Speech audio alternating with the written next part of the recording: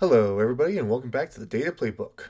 Now that I've gone through the Sunday 1 o'clock games, I'm going to do the 4 o'clock games in the same format as before. So let's get to it. The next matchup are the Colts going to LA to meet the Chargers, where the Chargers are favored on the money line with a spread of 2.5 and a total point line of 48.5. Some of the interesting rankings are that Indianapolis is the best at scoring in the league. They have a pretty high passing rank and a pretty high rushing rank, so they're pretty good offensively across the board there. However, on defense, they allow quite a bit of scoring.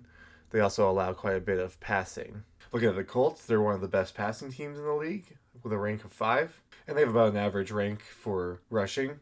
Otherwise, they sit around this little lower for scoring and allowed rushing. So I think that you're going to see quite a bit of throwing probably from Herbert. That's what you'd want to see with a bad passing rank and a pretty good one over here. They primarily probably need to worry about the rushing since they allow quite a bit of rushing. And if we look at our PPR, you have both of them above average with a rank of 3 in PPR for the Colts at 95.44 PPR points per game, and the Chargers at 11 with a total of almost 90 PPR points per game. And then quickly switching over, these are all your averages. Again, these averages do line up with some of these numbers and how they're ranked. So if you're curious about that with these average allowed numbers or these average passing yards. And here's your quarterback matchup with Daniel Jones and Justin Herbert. Herbert averaging 17.8 fantasy points per game. Daniel Jones getting just under 20 with 19.6 fantasy points per game. Daniel Jones does have 3 passing interceptions, and Justin Herbert has 4.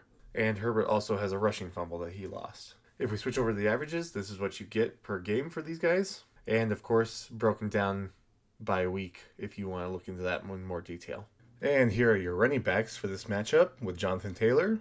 And you have Kamani Vidal because Hampton is out on IR. And it looks like Hassan Haskins has been demoted. So they're giving Vidal a chance this week. Just highlighting some of the numbers, you get almost 24.1 average fantasy PPR points per game for Jonathan Taylor, which is huge. Even Vidal gets actually 8.5 average fantasy points per game for how limited he is and how much he plays. Notably, there's no turnovers between these two. And bringing up the averages, this is what you have for their average yards per game, which is broken down here. Vidal may have a little bias due to this 0 rushing yards in week 1.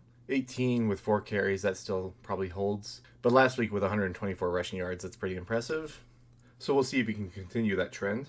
And with Jonathan Taylor, you have a pretty spectacular running back right now with 123 as his top, or actually 165, 102, 123. So 3 games with over 100 rushing yards. And looking at our receivers, unfortunately, I cannot get Michael Pittman to work for some reason. So I'm going to have to investigate that and fix that bug. Otherwise, you have Josh Downs, who is out this week. So your top receiver that I have right now that I can look at is Alec Pierce. He would technically be the second receiver, but you have McConkey as the top receiver for the Chargers. McConkey gets almost 12 fantasy points per game in PPR, while Alex actually gets 8.2 in PPR, so that's not bad for being the third receiver. If we look at the averages, these are their averages per game, and the breakdown, of course, down here, with Alex Pierce filling in for people, so he doesn't have a complete list of games. However, he does get 21% of the share of receiving yards. And McConkey, we know, gets a little lower share of 21.5% because of Quentin Johnson and Keenan Allen. So they have lots of weapons that they can use, which is hard to cover them all. But just bringing up Quentin Johnson too, you can see that he has that large share down here as well. So if I bring up Quentin Johnson too here, you get this sort of numbers, 17.2 fantasy points per game. Is that more? That is more than McConkey.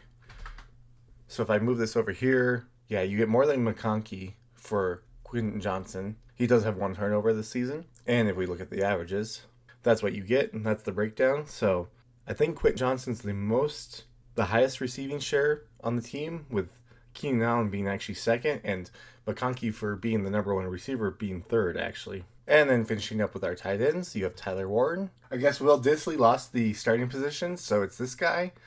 I don't know how to say that name at all. But he gets an average of almost 7 fantasy points per game in PPR. Tyler Warren gets 14, so that's pretty good for a tight end. You do have their breakdowns down here, and if I switch over to their averages, so you guys can all see that, that's what their average receiving yards and average. Tyler Warren's used in many different ways between carries and between some rushing and even passing, although his passing was one failed attempt. But as expected, they get kind of a small share with tight ends, the 7.5% over here. A little larger share. It's hard to see. See if I can bring this a little bigger. Unfortunately, I can't make that much bigger there. I'm trying to, but can't really see the percentage, but that's somewhere around like that 10 to even 15% percentage. So Tyler Warren, kind of a notable player on the Colts. So this will be a fun matchup. I'm guessing a lot of passing between the two because you get a lot of passing from Daniel Jones. But you have a good defense over here with the Chargers. So this will be an interesting matchup to see how it plays out. And there's your data for that game. Thank you so much for watching. If you enjoyed, leave a like and subscribe to see more. And leave a comment on what else you might want to see in the future. But otherwise, I'll see you next time.